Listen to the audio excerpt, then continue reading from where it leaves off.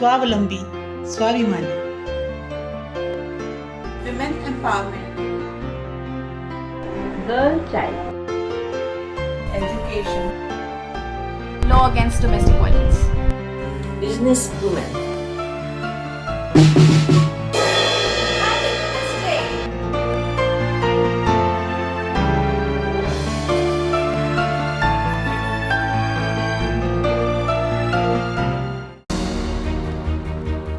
नमस्कार, मैं हूँ ईशा और आप देख रहे हैं उत्थान।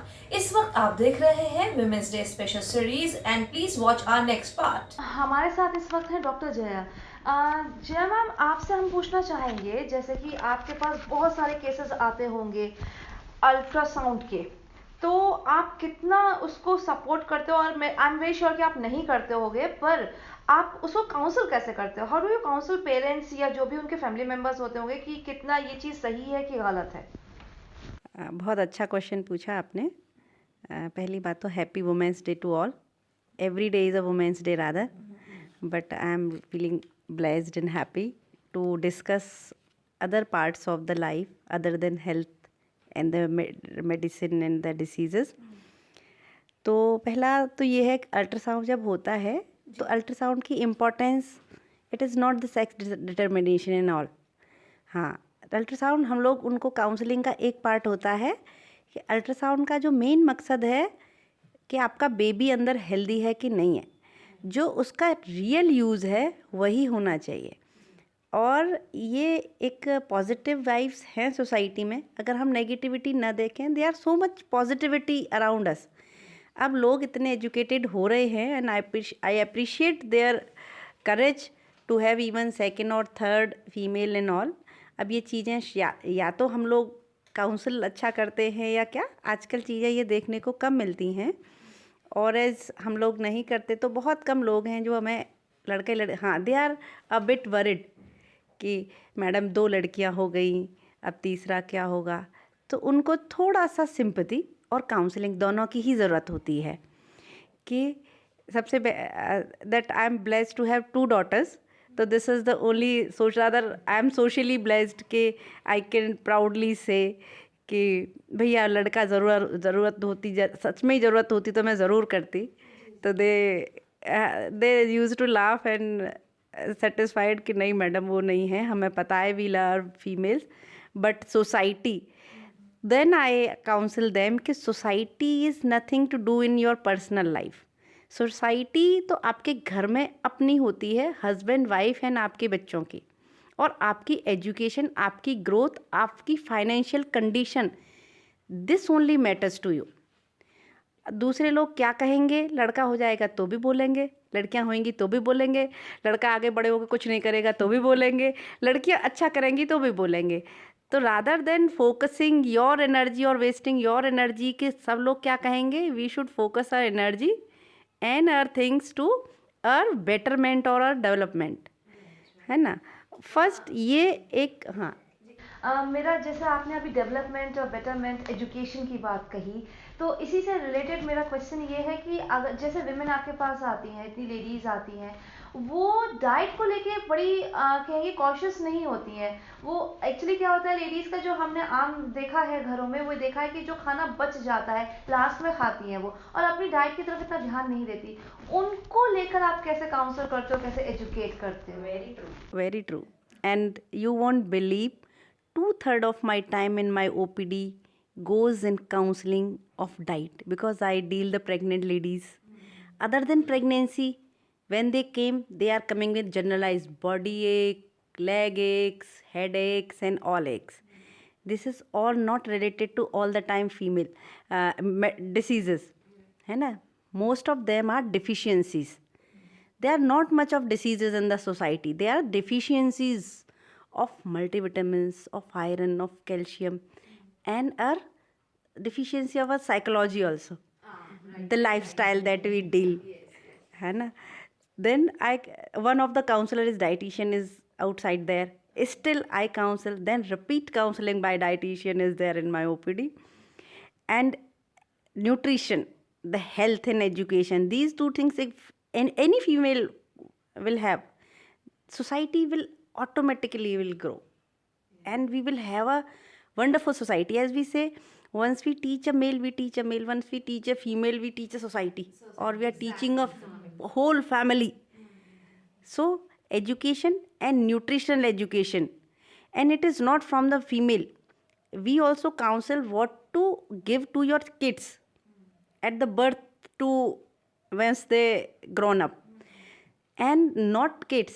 When pregnant lady is coming to me now, science is not going to the diseases, they are going to the genetic level के कोई भी डिसीज़ मुझे 40 साल पे हो रही है, वो डिसाइड पेट में ही हो गई, तो why not to have a healthy baby. Healthy baby, any nutritional deficiency affect your baby in utero, that will not came out at the birth but after 30 or 40 years. Diabetes, hypertension, dyslipidemia, these are the diseases. They are not because of we are aged. This is because of in utero, in the uterus, we have been deficient by our mother. So the counseling is going from lifestyle modification to elderly to the lifestyle modification or the nutritional value to the mother. To empower someone, we should empower ourselves. Exactly. Once you prevent, then you will not. Prevention is better than cure. This is given to our medical field. Just prevent the anemia, means blood की कमी अगर होगी. Females, adolescent females, I just see lot many females, they are irregular bleeding or menses, they are coming. Then again counseling goes to their nutrition or their lifestyle. These are the main thing then we use to counsel, and things comes in a better way. ये एक सवाल अभी एक मेरे दिमाग में आया. अभी आपने पीरियड्स की बात की, तो एक बहुत शाइनेस होती है जब हम जाते हैं सैनिटरी पैड्स लेने किसी भी मेडिकल स्टोर पे और छुपा के लेते हैं ऐसे, मतलब क्यों? This is something very regular. They used to give it black writing. हाँ, exact, and this is very regular. ये एक प्रोसेस है, एक नेचुरल प्रोसेस है. तो इतनी शाइनेस क्यों? इसको लेके कोई एजुकेट क्यों नहीं किया जाता है कि it's a natural thing, no? नहीं, education is there. And this is the packing is different, but girls should know their once they know the again things are came back, how much educated you are. Once education is there, the comfort level comes with the education. At least your mentality grows up, acceptance comes with it. So once you educate, and sanitary pads, it's a now educationally we are also growing up. The girls are very smart nowadays, they are coming. Otherwise previously we has to use, they are so much anemic कि जब लड़की गिर गई घर में तब लेके आए. अब तो उनकी मदर्स भी इतनी अवेयर हैं कि थोड़ा सा पीरियड डिस्टर्ब हुआ, they are coming for disturbance of period, then we get the opportunity to counsel regarding the nutrition, regarding the anaemia, regarding their further lifestyle. This is as a doctor, this is our duty to have a healthy society and a knowledgeable society, है ना? This is the basic thing. ये periods की बात हुई है तो मैं बताती हूँ तुम्हें. मैं मदर से टीचर. अच्छा. She teachers in Maheshwari inter college, तो वो पूरा गर्ल्स कॉलेज है. तो जब पैड्स की बात हुई तो मैं बताती हूँ that government has a drive that they send sanitary pads in the school, and they also provide zinc का जो टैबलेट्स होता है, they also provide that also. तो मुझे बाकी के गवर्नमेंट्स का तो नहीं पता, but UP government is doing this for the girls, specially in the government schools. हाँ, they are providing this in the government schools and colleges especially to empower the kids. Is very low. each इस class में इतना, इस class में इतना. और zinc की tablets आती हैं, लड़कियों को जिंक की टैबलेट्स बांटी जाती हैं, सैनिटरी पैड्स बांटे जाते हैं. तो बहुत government is doing a lot, aware नहीं है लोग. हाँ, people are not about it.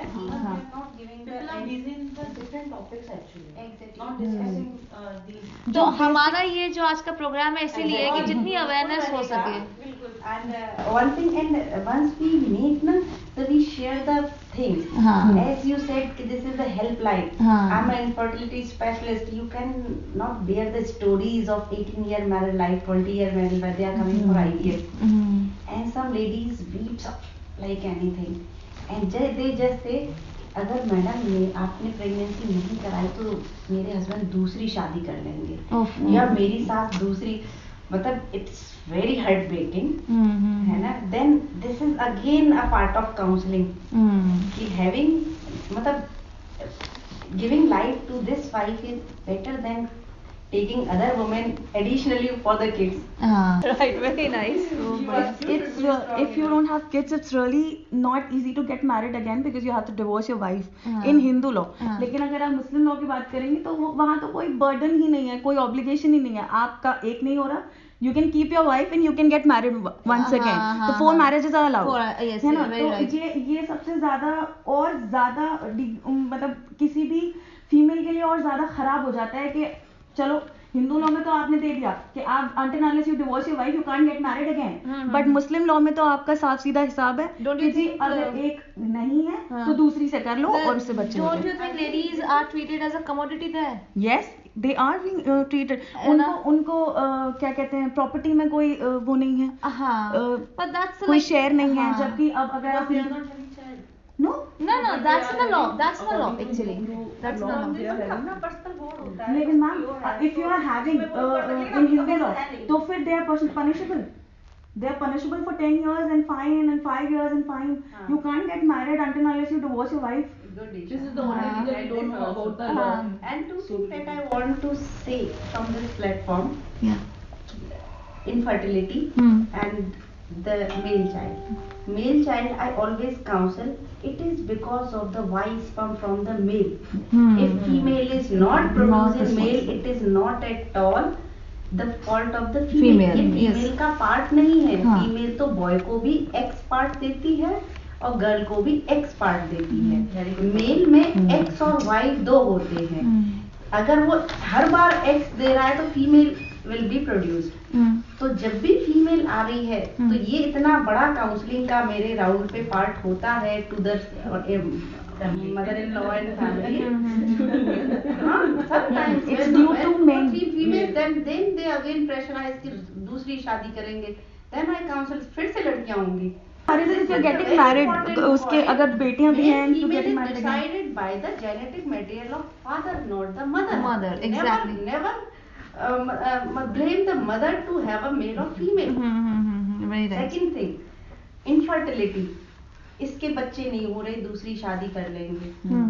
Infertility is again the problem of, जब आते हैं ना प्रॉब्लम क्या है. मैंने कहा अगर आप कपल हो, फीमेल को प्रॉब्लम है तो भी आप दोनों की प्रॉब्लम है, और मेल को है तो भी आप take problem as a unity, not as a individual problem. Right. Exactly. And you won't believe at least 50% is the male factor in fertility and 50% female. But male always hides their problems. I was about to ask this question that the ego comes between. Yeah, ego, not ego, You take and this. other things. Once the sperms are not there, and still female is accepting this part, and she is not never saying giving her denial, and she never think of she will leave her husband. Right. Once there is tubal block or something that she cannot carry, many couple, not all, at least not 100%, only 10 to 20% of the couples are like this mentality. 80% are still good people. Majority are good. Right. Majority are good. So infertility is not because of the female part, it is equally because of the male. Right. And you have to be one. Blame game starts once there is a problem and we don't have the things as per our expectation in life. Yes. We always have to blame someone. Yeah. We should not blame. We should cooperate each other. Very right. मैं प्रीति आपकी तरफ आती हूँ क्योंकि जहाँ तक मैं आपको जानती हूँ, ठीक है माइक, जहाँ तक मैं आपको जानती हूँ आपकी मैरिज को शायद 4-5 साल हो चुके हैं, if I am not wrong. Coming June 7 years right.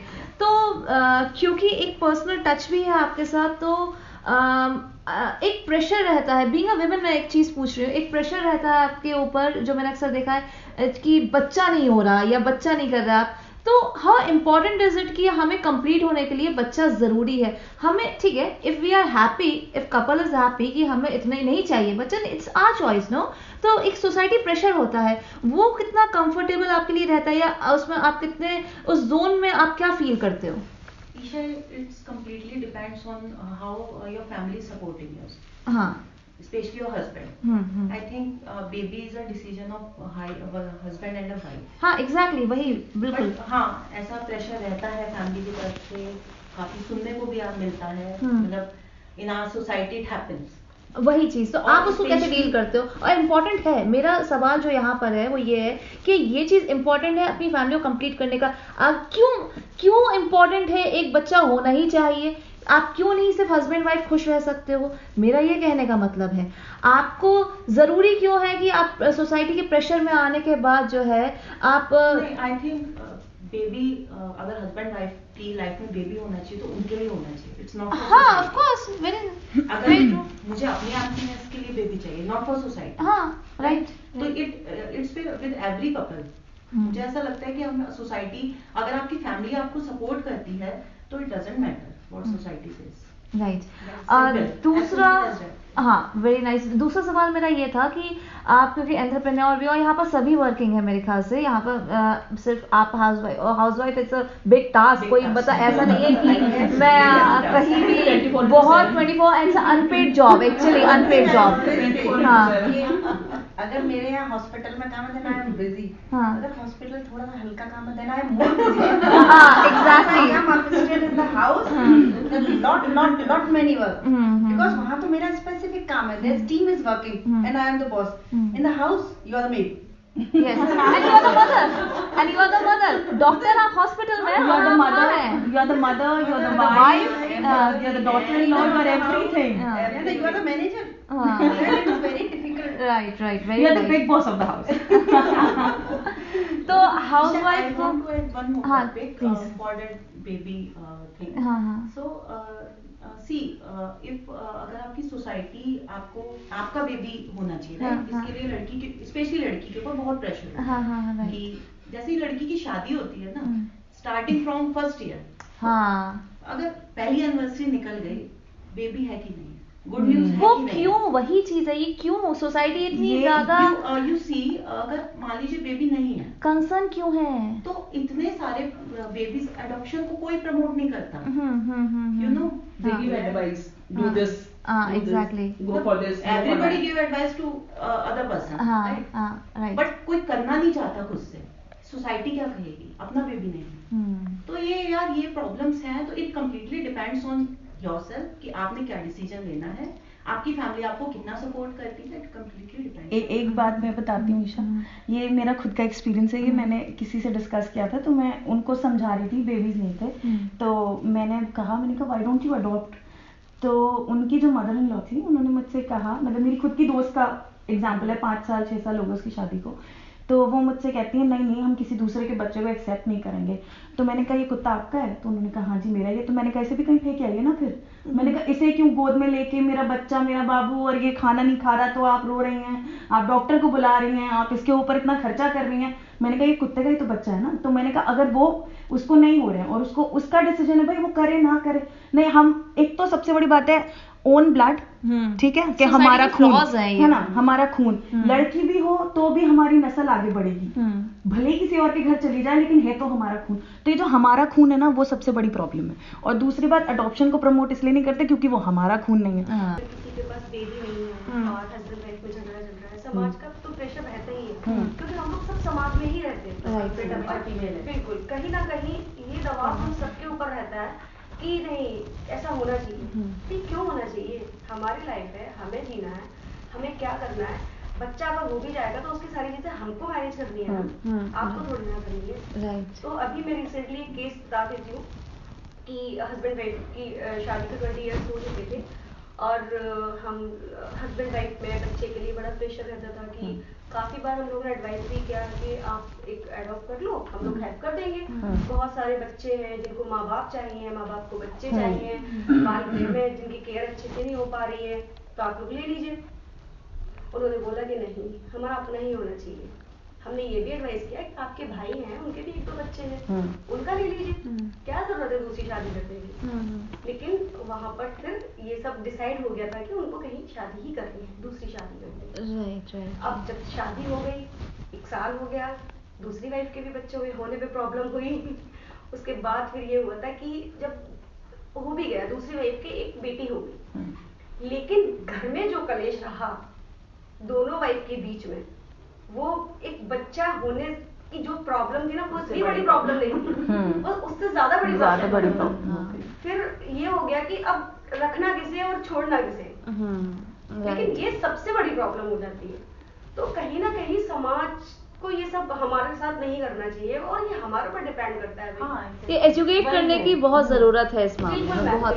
इसमें सही जवाब जो है मैम दे पाएंगे। बच्चे की अपब्रिंगिंग में वो है। जैसे कोई भी सामान हम घर ले आते हैं, टीवी ले आए, टीवी लाना प्रॉब्लम नहीं, टीवी की मेंटेनेंस ज्यादा मायने रखती है। उसी तरीके से ये चीज।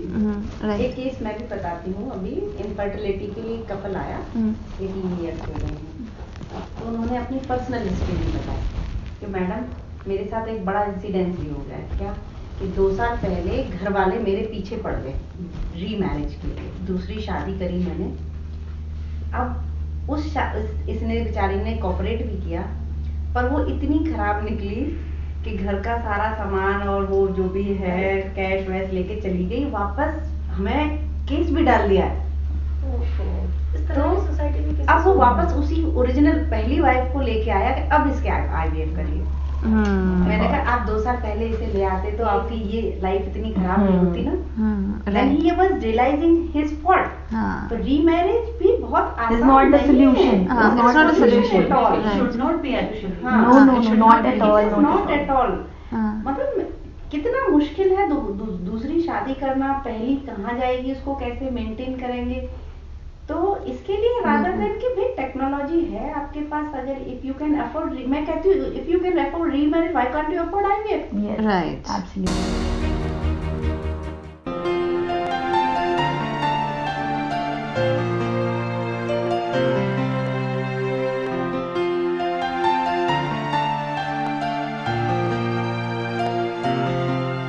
स्वावलंबी, स्वाभिमानी।